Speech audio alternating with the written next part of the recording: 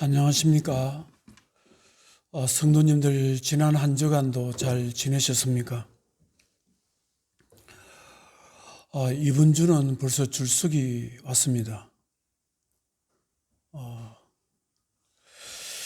여러분들은 하나님과 우리가 무엇으로 연결되어 있다고 생각하십니까?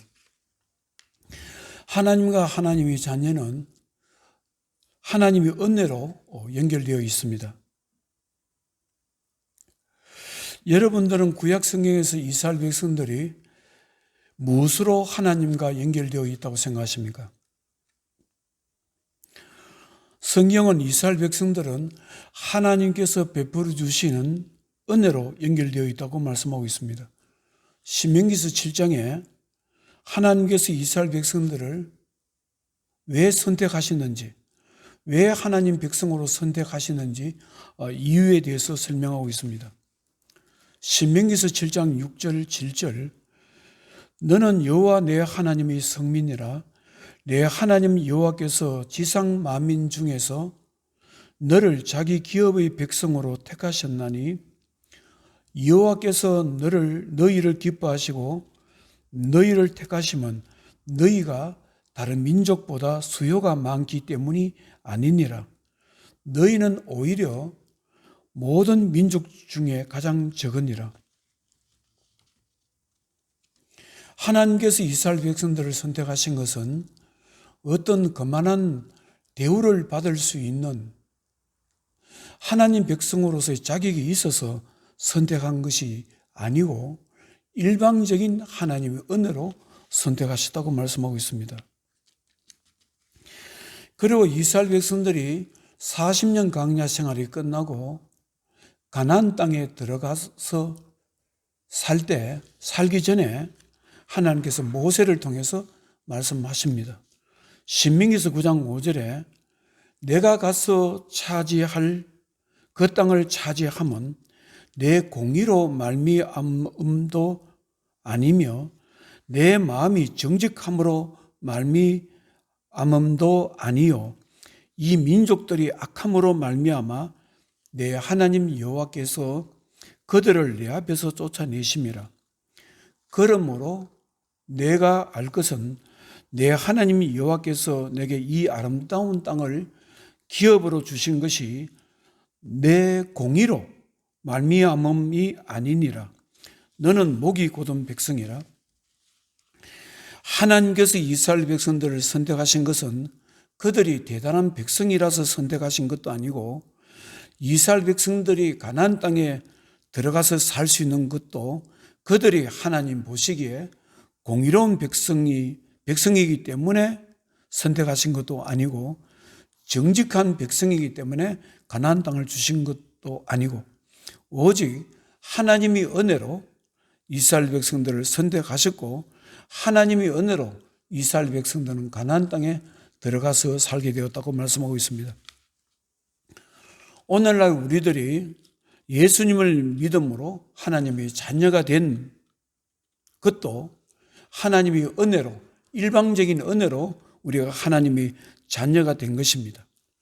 성경은 예수 그리스도께서 베풀어 주신 은혜로 우리가 구원을 받고 하나님 자녀가 된다고 말씀하고 있습니다.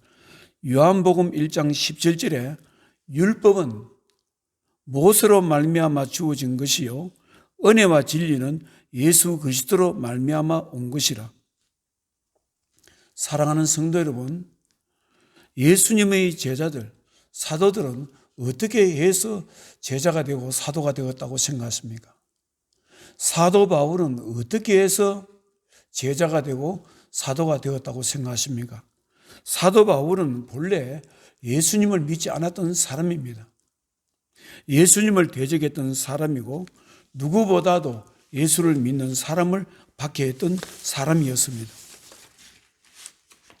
그런데 어떻게 해서 사도 바울이 예수님을 믿게 되었고 어떻게 해서 제자가 되어서 예수 그리스도의 복음을 전할 수 있었을까요? 그것은 부활하신 예수님께서 사도 바울을 택하셔서 은혜를 베풀어 주시기 때문입니다.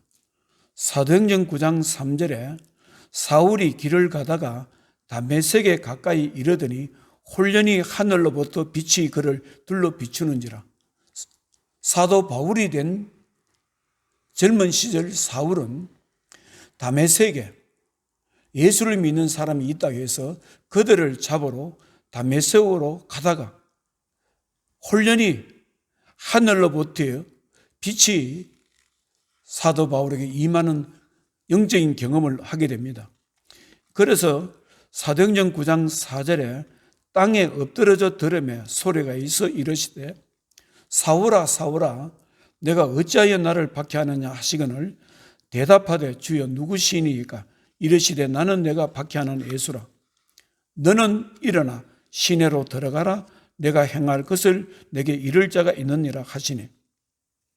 사도 바울은 하나님을 대적했고 예수 그리스도를 대적했고 예수님을 믿는 사람 핍박했지만 하나님의 은혜로, 용서하시는 하나님의 일방적인 은혜로 부활하신 예수님을 만나서 사명을 얻게 되었고, 살아계신 하나님은 살아계시고 바로 예수 그리스도가 하나님이시라는 것을 알게 됩니다.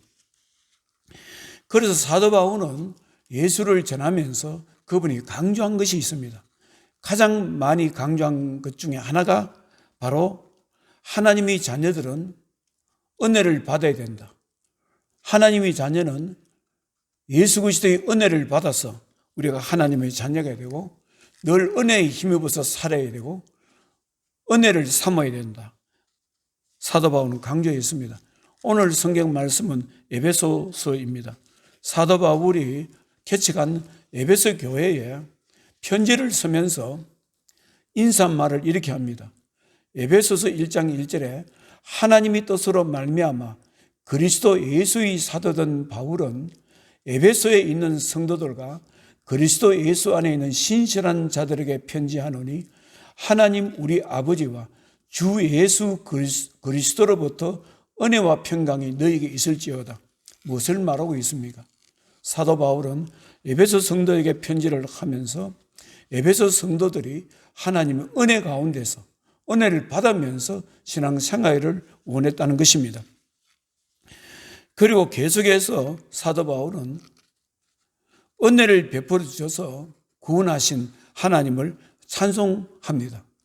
에베소서 1장 3절에 찬송하리로다.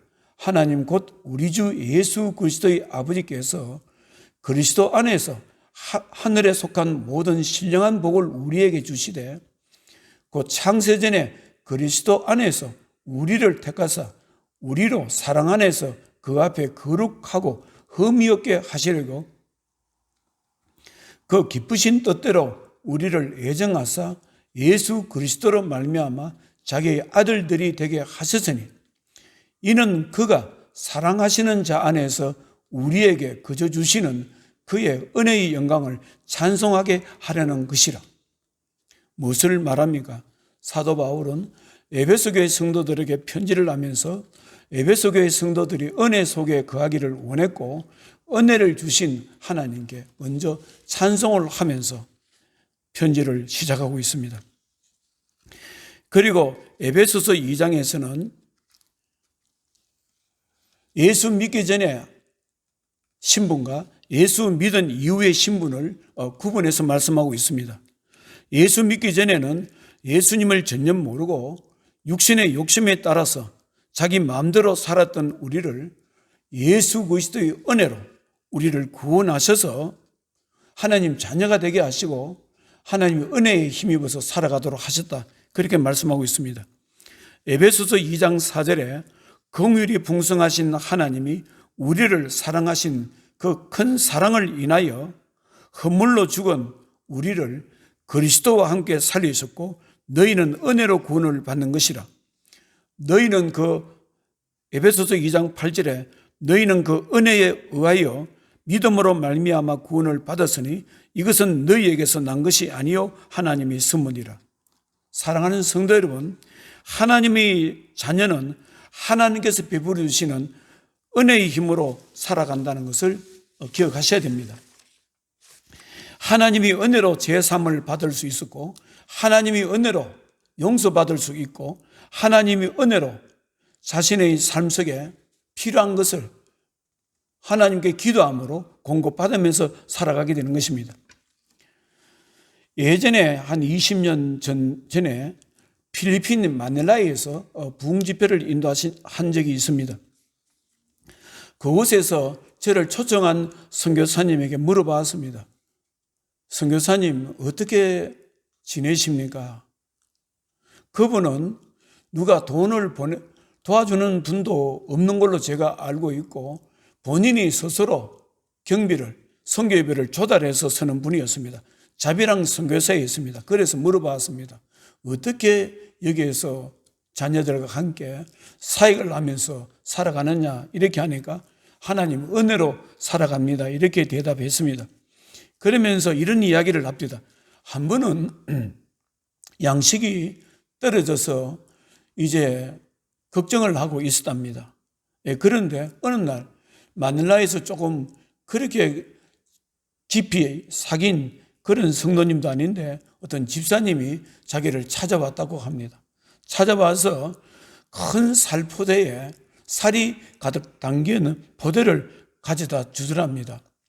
그래서 어떻게 이분이 내 사정을 알고 보내주는가 이렇게 하고 살포대를 열어보니까 거기에 돈이 들어있는 돈 봉투가 살포대 속에 들어있더랍니다. 무엇을 말하는 것입니까? 하나님께서 선교사님의 형편을 아시고 그 집사님을 통해서 양식과 돈을 보내주신 것입니다. 하나님께서는 사랑하는 자녀의 안전을 지켜주시는 은혜를 베풀어 주시기도 하고 은혜를 베풀어 주셔서 우리의 인생에 피할 길도 열어주십니다.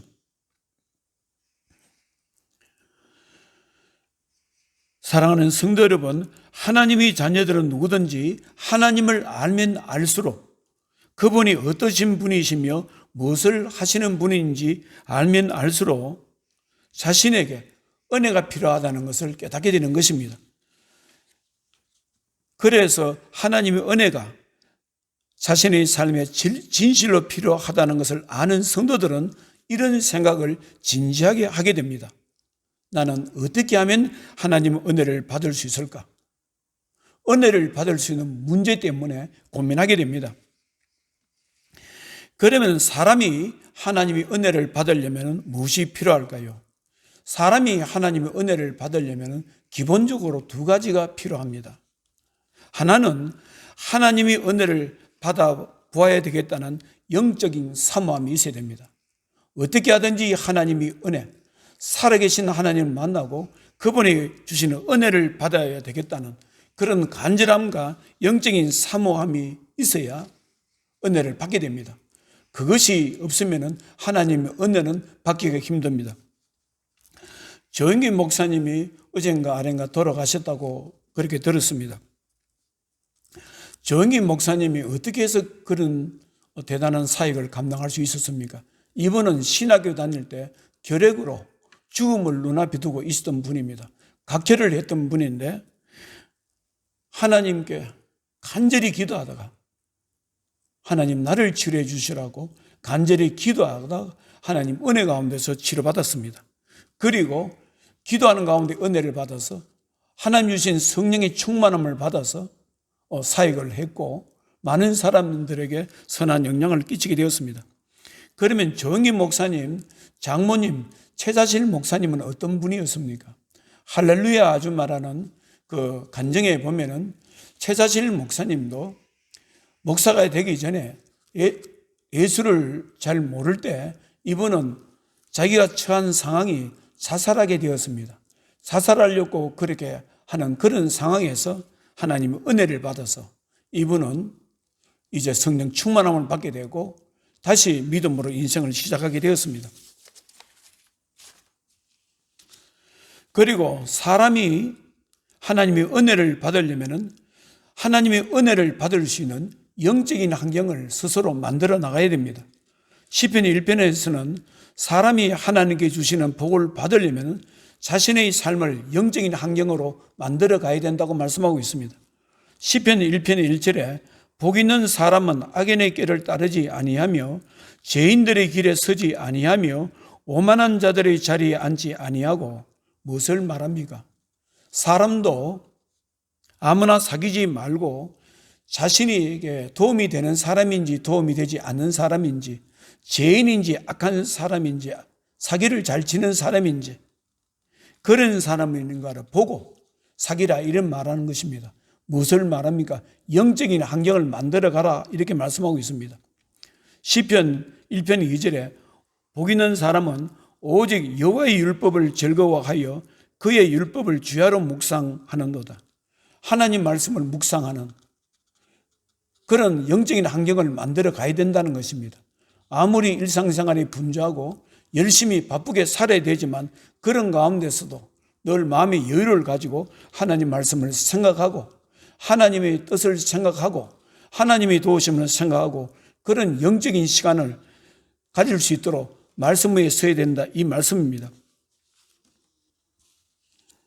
사랑하는 성도 여러분, 하나님의 자녀들은 자신의 현실적인 삶을 말씀에 근거한 영적인 환경으로 만들어 간다는 것을 어떻게 생각하십니까?